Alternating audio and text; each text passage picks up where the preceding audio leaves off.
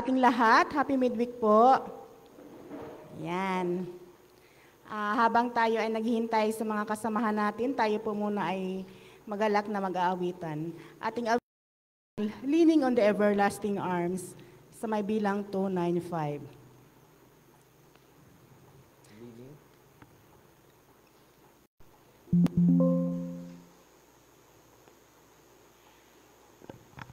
Tayo po muna ay manalangin mga kapatid. Dakilang Diyos, na tahanan namin sa kataas-taasan ng mga langit, Panginoon. Purihin po yung dakilang pangalan sa walang katapusan, Ama. Sa gabi ito kami ay lubos na nagpapasalamat sa iyong kabutihan sa amin, sa kalahating linggo, Panginoon, na kami iyong iningatan, ginabayan sa lahat ng aming mga lakad at mga plano, Amang Diyos. At sa mga oras na ito, narito kami sa iyong bahay-sambahan upang papurihan ka, Panginoong Diyos. Maraming salamat po sa walang humpay na pagmamahal sa amin, Ama. Aming hinihiling ay iyong banal na Espiritu na siya manguna sa bawat isa sa amin sa gabing ito, sa aming pag-aaral sa iyong mga banal na salita, na ito ay aming maisakabuhay at maaari din namin maibahagi sa aming mga kapwa, Ama. Patawarin po kami sa aming mga pagkakasala. Ang lahat na ito ay aming pinapasalamatan sa matamis sa pangalan ni Jesus na may tagapagligtas. Amen.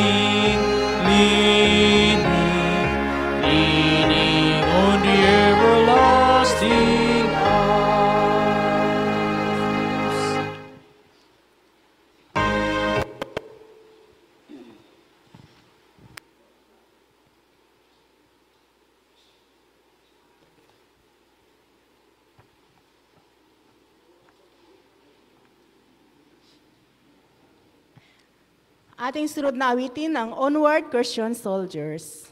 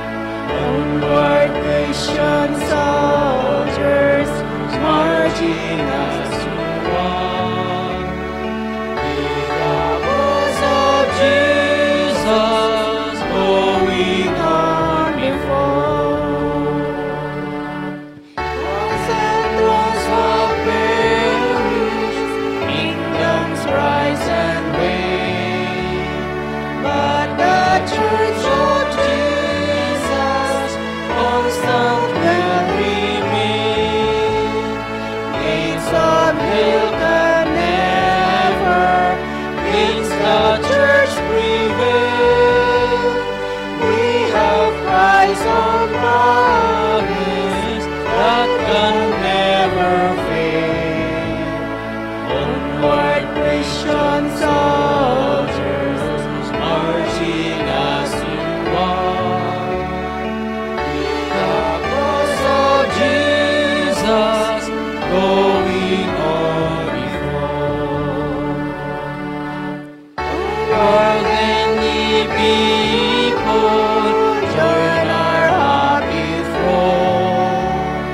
Then with our sure voices in the triumph song, glory, praise, and honor unto Christ the King. This through countless ages, men and angels sing. Onward, Christian soldiers, marching as you are. With the cross of Jesus going on before. Sa pagpatuloy po, ating awitin ang Stand Up for Jesus. Sa may bilang 4, 3, 1. Tayo pong lahat ay tumayo.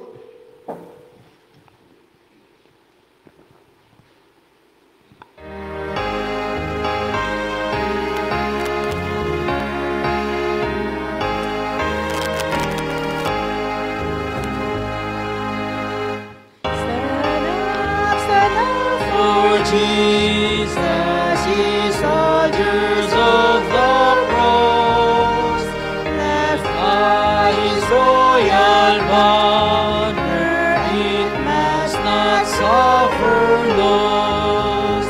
From victory to victory is our mission he lead. Till every foe is vanquished, Christ is Lord indeed.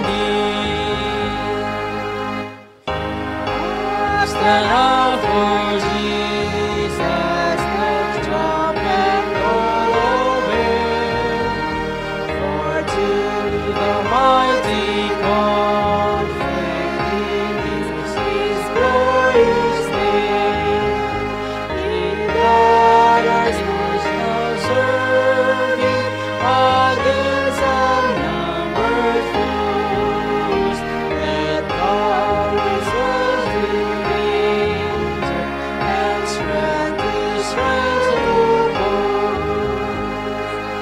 Stand up for Jesus, stand in his strength alone. The arm of flesh will fail him, he dare not trust your own. Put on the gospel armor and watching hands to pray. For danger, be never wanting there. Stand up for Jesus, the strife will not be long. Say the noise of battle, the next the victor's song. To him that overcometh, a crown of life shall be. He will the King of glory shall reign eternally.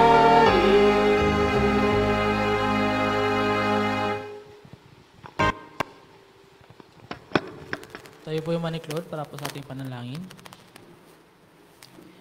Dakilang Diyos na mahabag sa lahat, Panginoon, maraming salamat sa pagkakataon, Panginoon, na kami po muli na naririto sa inyo pong bahay-sambahan, Panginoon, upang pagod at sambahin po kayo.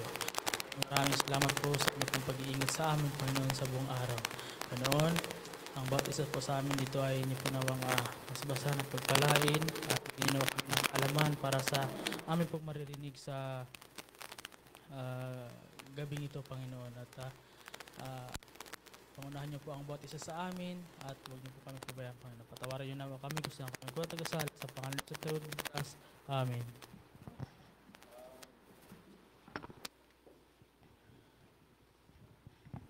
Happy midweek sa ating lahat mga kapatid. Ang part ko po ngayong gabi ay tagapagpakilala ng may mga bahagi na magsisiganap at magsisiganap pa lamang. Ang nanguna po sa ating pong tagapag-awitan ay pinangunahan po tayo ni Sister Chris Pamascardo. Opening song ay Stand Up, Stand Up. Opening prayer naman po ng inyong pong lingkod, Brother J. Aranes.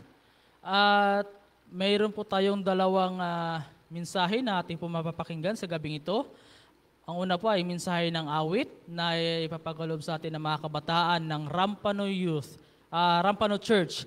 At mensahe naman po ng tinapay ng buhay na ibibigay sa atin ni Brother Albino Mascardo. At bago po yan, ay tayo po muna ay magkakaroon ng prayer request po. Kung sino man po yung may mga pasasalamat at may mga kahilingan po ay pwede pong tumayo at isabi po yung kanilang mga pasasalamat at mga kahilingan sa bawat isa. So ayan po, pwede na po tayong tumayo.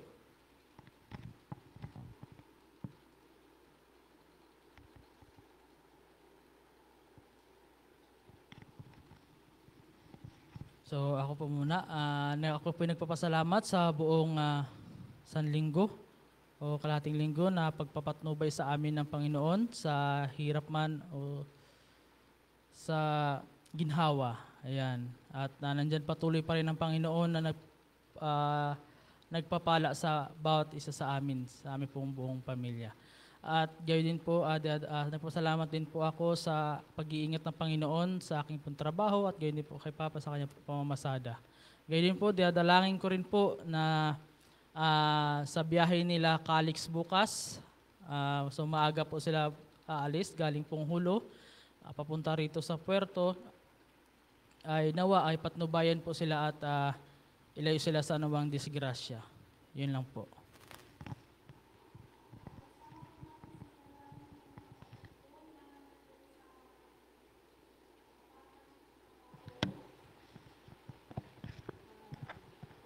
Isama natin sa dalangin yung aking kapatid na nasa Kabakan, Cotabato. Siya ay may mayuma at kailangan siya maoperahan at kailangan niya din yung budget na 45 para siya ay maoperahan. Ato pong siyang isama sa dalangin.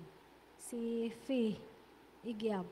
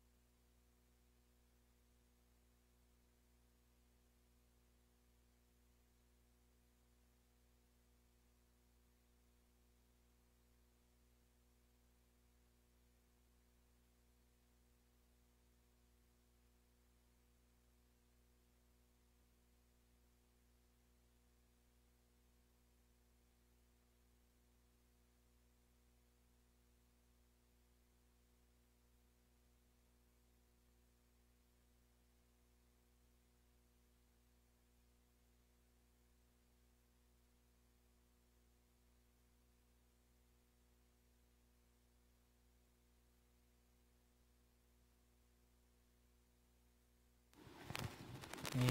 Sige pa po.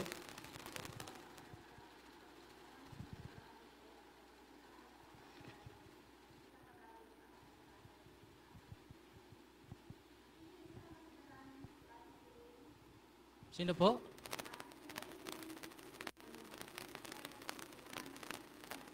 Suling po, suling.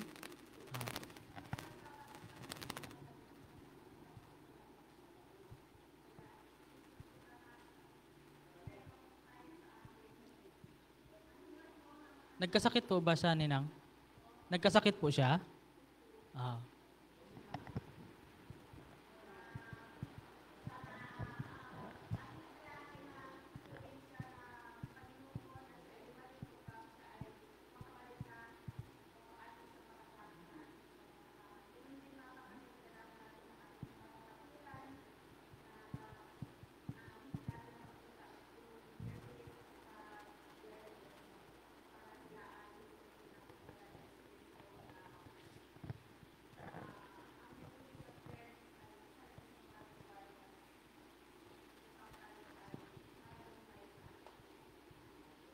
Amen. Naalala ko pala si Ate Rebecca Galvez, yung kasamahan rin natin sa Group 1. Kasi siya din po ay may sakit, mataas yung kanyang sugar. Kaya siguro hindi na siya nakakasimba. Kaya isama po din natin sa dalangin. Si Ate Rebecca Galvez.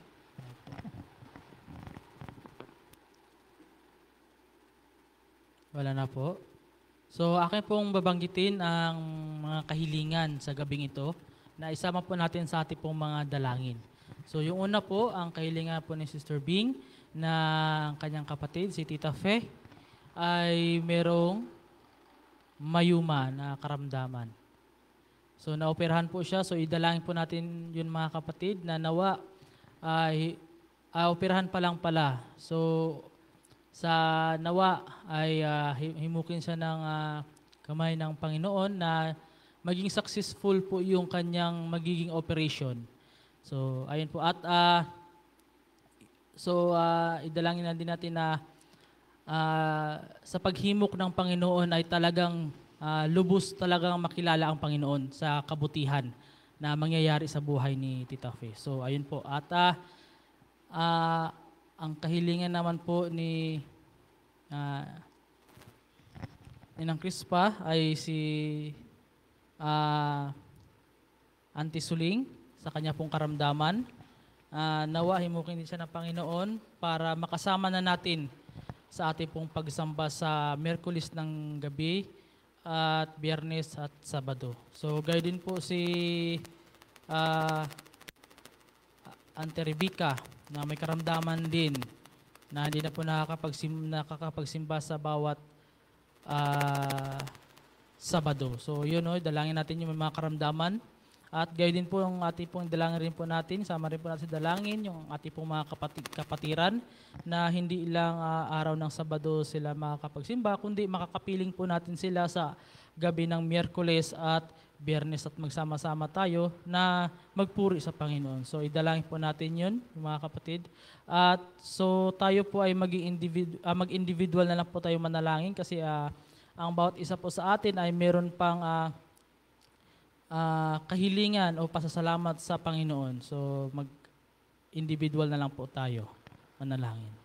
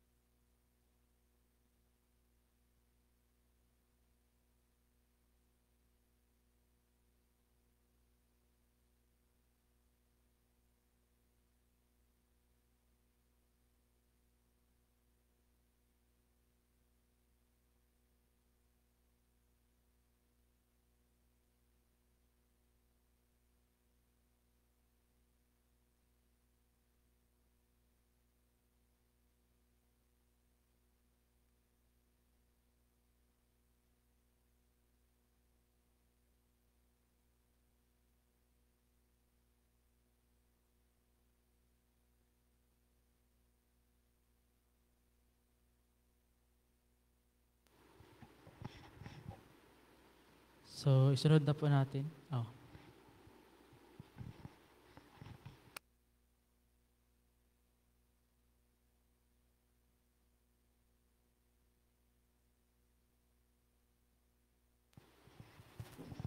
So, isunod na po natin yung awit po ng mga kabataan ng Rampano Church.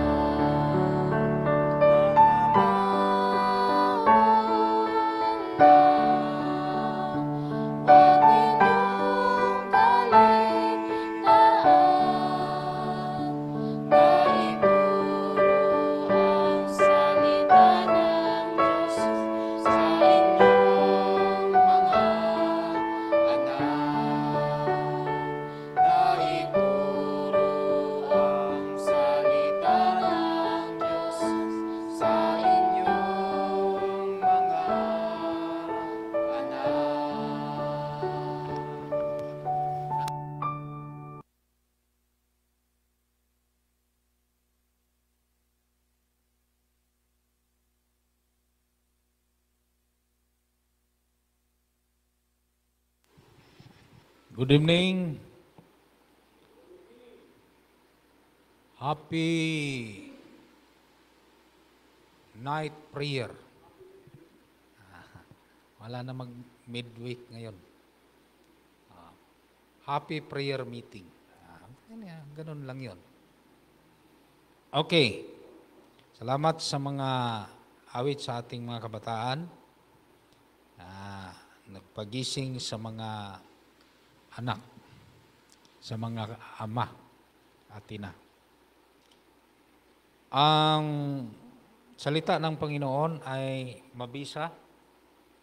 Ito'y pinahiwatig at sinabi ni Apostol Paul.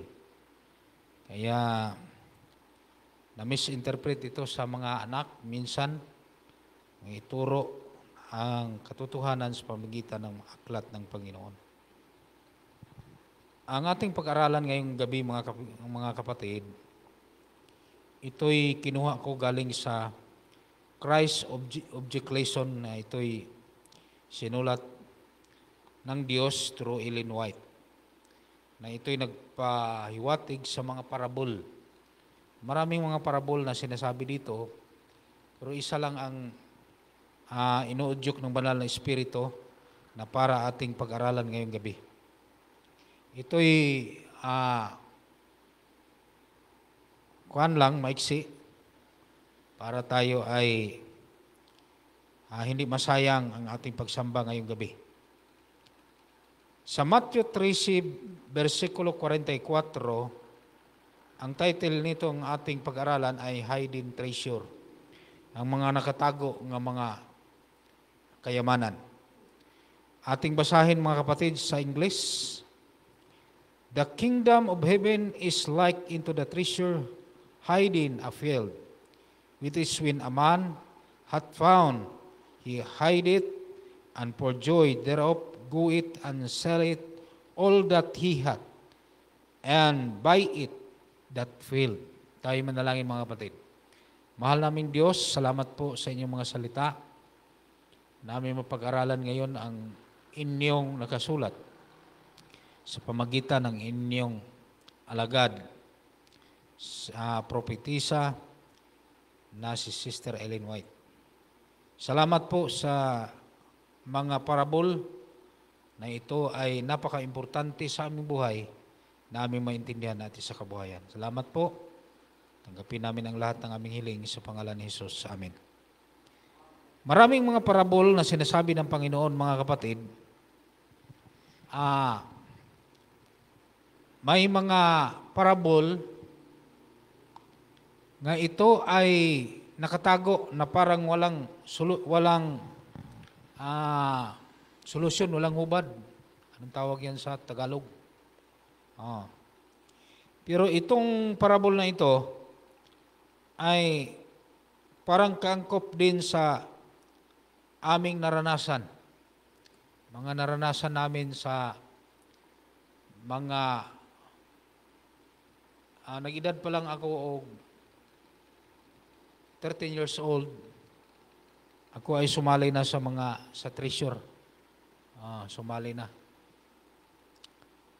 Treasure kami doon sa Buhangin, Davao. Doon nag-umpisa ang aking eagerness nga totoo pala ang treasure. Hindi pala sabing burit-burit.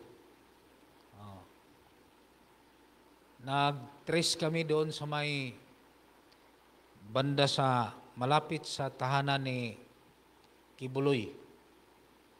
Mga 2 kilometers bago ang kingdom ni Kibuloy. So, sa madaling sabi, inoperator namin doon sa may creek at nakita ang aming hinahanap. At doon ay natrap kami at merong kaming muntik-muntik na kami sanang mamatay nung time na yon. So, sa madaling sabi mga kapatid, doon ako nakakita ng gold, mga gold bars na merong tag 6.5, merong 1 kilo, meron ding 70 kilos ang isa. Mga estimate nga kuan sa aming struggler ay nasa mga 500 tons ang mga nakuha. Pero kahit isa, wala talagang nakuha namin. Derone. Kaya doon ako nakasabi na ang treasure ay totoo. Hindi rin ito masulat sa Biblia, mga kapatid, kung wala ito, mga nakatago. Kaya itong karanasan ng isang mag-uuma, yung farm na yon ay hindi yun sa kanya. Hindi yun sa kanya, mga kapatid. Ang farm na yan ay ito'y hiram lang niya. Parang magsasaka lang siya doon. Ang sabi ng may-ari, sige, kuhaan ka dyan. Mag-ugmad ka.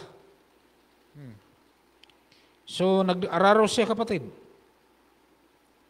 At nung sa kanyang pag-araro, nakita niya ang napakalaking kayamanan. Kaya siya, ayon sa sinabi dito ni Sister Ellen White, napakita sa Panginoon, kasi ang Christ Object Lesson, mga kapatid, every parable, meron siyang kwento na nakita ni Sister Ellen White na yun ang pangyayari, ang parable na yun. Muwi siya, sa sobrang tuwa niya, siguro ay nakita niya nga malaking kayamanan ang makuha niya doon at naabandon na sa may-ari. Pinunta niya ang may-ari at binili niya ang lupang porsyon na yun. Yung porsyon na. So, sa madaling sabi, ay tuwang-tuwa rin ang may-ari. Sige, lihin mo yan. Okay, ganito ang price. Mahal ang kani pagpalit. Hindi na bali kung ano ang portion na lupa na yun ay mataba ba o hindi, magtubo ba ang mga tanim o hindi. Basta ang kaniyang eagerness nga mabili niya at makuha niya yung nakatago nga kayamanan. Treasure. Kaya, pasalamat siya. Sabi naman ng may-ari, sige, bilihin mo yan. Hindi kaya ka magmahay yan, hindi kaya ka magsisi. Nga mabili mo yan na wala man yang carrots ng kuha na yan, yung lupa na yan, hindi magkuha ng mga tanim. Sige, tiyagaan mo lang yan. Ang porsyon na yan, mga kapatid, napakamaraming at klase-klaseng uri ng mga pearl nga naroon nga nakalagay. At binalikan niya, kapatid. Ano yung kapatid, ang treasure ay mahirap. May mga namatay na dahil lang sa treasure. At ang sabi ng Panginoon, sabi niya, the natural man receive not the things of the Spirit of God, for they are foolishness into him. Neither can he know them because they are spiritually discerned. Ang anuman ang kaniyang nakikita, mga kapatid, ay ang sabi ni Apostol Paul na sinasabi na ang Spirit of God, siya ang nag-dictate sa tao na yan upang kaniyang maintindihan ang lahat nga nakatago ng treasure andoon sa ilalim. Kaya, ang sabi ng 2 Corinthians 4:3 and 4, sabi niya, lest the light of the glorious gospel of Christ, who is the image of God, should shine into them. Na doon nakikita ang liwanag, mga kapatid. At ang kanya nakita sa tao na yan habang siya ay nag-treasure. Nakita niya ang liwanag at ang kanyang feeling ay siya na ang pinakamayaman sa buong mundo. Ang treasure na sinasabi, mga kapatid, itong salita ng Panginoon. Ayon sa sabi ng John 14:42, they were convinced they believed Jesus to be the Son of God, but it was not in harmony with their ambitious desires to confess Him. They had not the faith that would have secured for them an heavenly treasure. Siya po ang sa pamagitan ng Word of God, siya ang arrow, kung sa kuwan pa, siya ang sign upang makita natin ang pintuan ng treasure. Ang treasure, mga kapatid, pagka mabuksan na ang pintuan na yan, ayon sa aking naranasan, napakaganda ang iyong matambangan. Alam niyo, bago mo makamit pala yan, ay katulad ba sa ating panampalataya ngayon? Bago natin makita ang kaharian ng langit, may mga poison pang makita. Di ba? May mga poison nga mga katuruan. Ganun yun. Mga discouragement para hindi natin makuha ang treasure, ang kayamanan. And then the value of treasure, mga kapatid, na kung tayo ay makalampas sa lahat ng ating mga pagtitiis sa sanlibutan ito, napakaganda. Iba't ibang uri ng kayamanan nga katulad sa hidden treasure sa isang tao nga kanyang nakita. Ano yun, mga kapatid? Ang sabi dito, ang nakita nga treasure na ating makita kung tayo ay magsisikap sa paggawa sa kalooban ng Panginoon. Hindi ito paghanap ng treasure, mga kapatid, na hahanapin natin yung ating pangsarili. Ang treasure na ito na sinasabi ng Panginoon, ito ay treasure na magkaroon tayo ng effort kung paano natin makita yon. Ang value sa treasure na ating makita,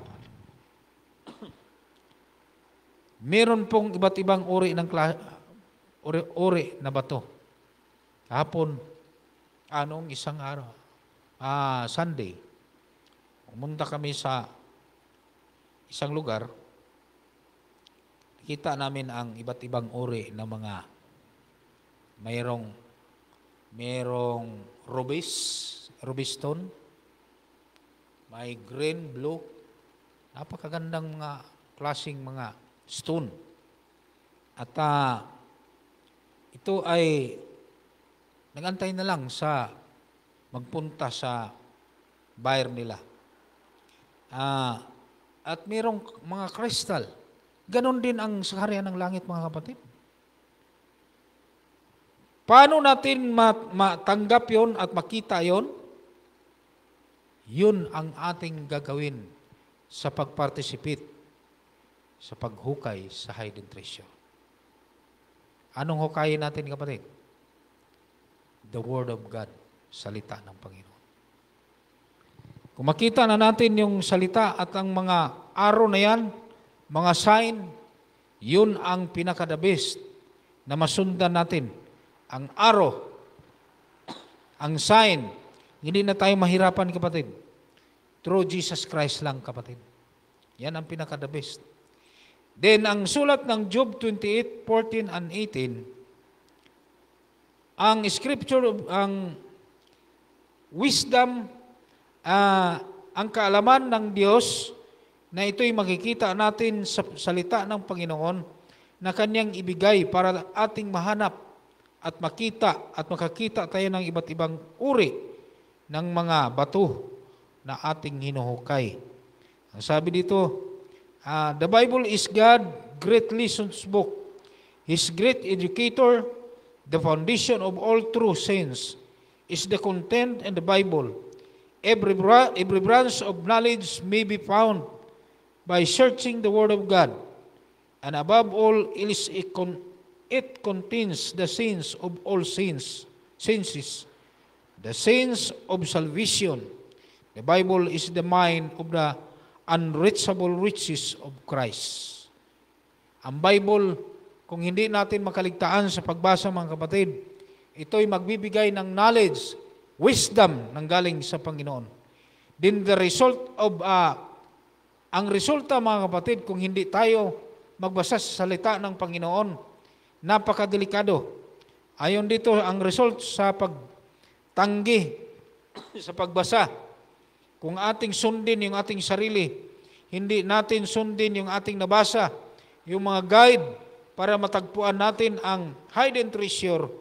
Ang sabi dito, Satan works of a human minds, leading them to think that there is wonderful knowledge to be gained apart from God. Kita mo na, kapatid.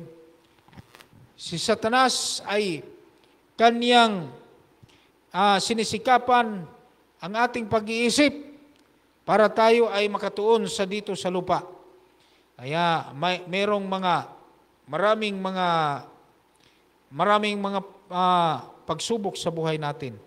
Kahinaan sa ating pag-iisip, kahinaan sa ating pagdesisyon, unya ang Diyos na makaligtaan na natin, mga kapatid. Search for the treasure, ating saliksikin, mga kapatid. Christ object lesson, sabi ng Diyos. Basa ng Bible. Read your Bible. Tayong lahat magbasa. Mga anak, mga kapatid, this is the time to prepare. Ito ng panahon nga tayo ay magpreparar. Bakit po? Marami nang nauna sa atin. Marami ng mga tao na nag-neglect sa salita ng Panginoon. Ang Bible sadihan namin na napakaganda yun. Ayon ang panahon, mga kapatid, kung tayo ay manghihina sa panampalataya, manghihina sa pagbasa ng salita ng Panginoon, hindi tayo magpatuloy sa pag-search sa salita ng Panginoon, malulugmok tayo sa mga panghinayang na narito sa lupa. Wala na tayong magawa, kapatid, kundi iwanan tayo ng banal na Espiritu. Sa gabing ito, ang ating panahon ngayon, ang sanlibutan natin ay punong-puno na sa kaguluhan. Ang ating pamunuan sa buong Pilipinas ay gulong-gulo na. Mga leader natin, Senado, Congressman, Kongreso, kahit dito sa Palawan, gulong-gulo na. Bakit? Ang sinisikapan nila ang pangsarili. Marami nang nasayang at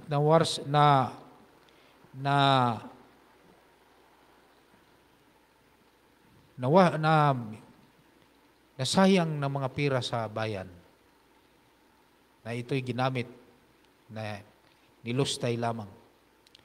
Walang kabuluhan, pang sarili.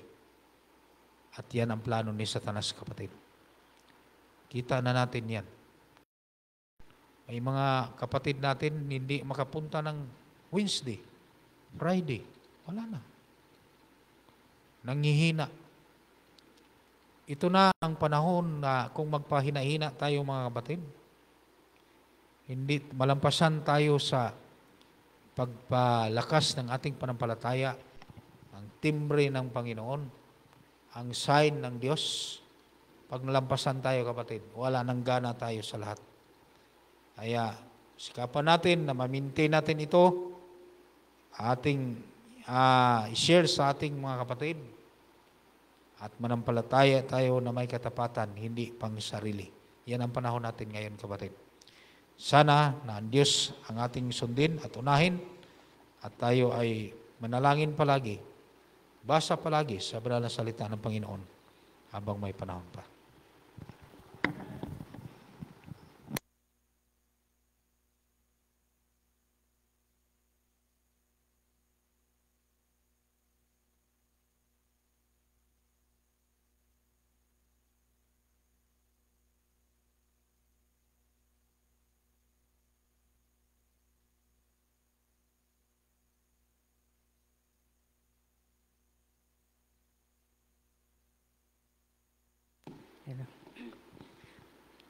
Para po sa pagtatapos ng ating serbisyo, ating awitin ang ano ang sabi ng kasulatan. Sa may bilang 152.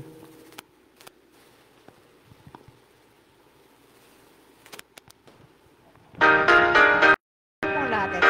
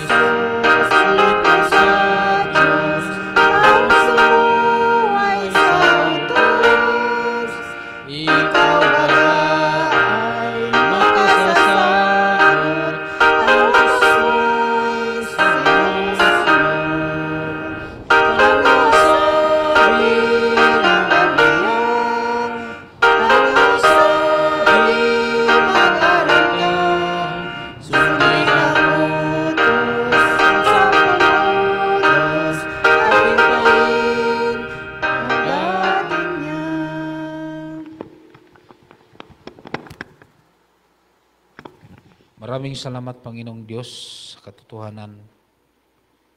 At nakiusap kami sa gabing ito na inyo pong ipagkaloob ang patnubay, pagpapala, na patuloy kaming umiibig sa inyong mga salita sa pagbasa. Nang makaawa kami sa inyo, Panginoon, na huwag nyo kaming kaligtaan kasama ang aming pamilya. Ang aming mga kapatid sa iglesyang ito, tulungan po na manumbalik sa kanilang isipan ang inyong mga salita na ito'y priority na sama-sama kami ng aming sundin. Salamat po sa inyong pagdinig sa aming daing. Uuwi kami ng ligtas sa aming mga tahanan at makatulog na maayos at magagising sa umaga, taglay ang kalakasan at punong-puno sa pagpasalamat sa inyo. Salamat sa iyong kabutihan sa aming Panginoon. Salamat sa katotohanan. Tanggapin namin ang lahat ng aming hiling sa pangalan ni Jesus. Amen.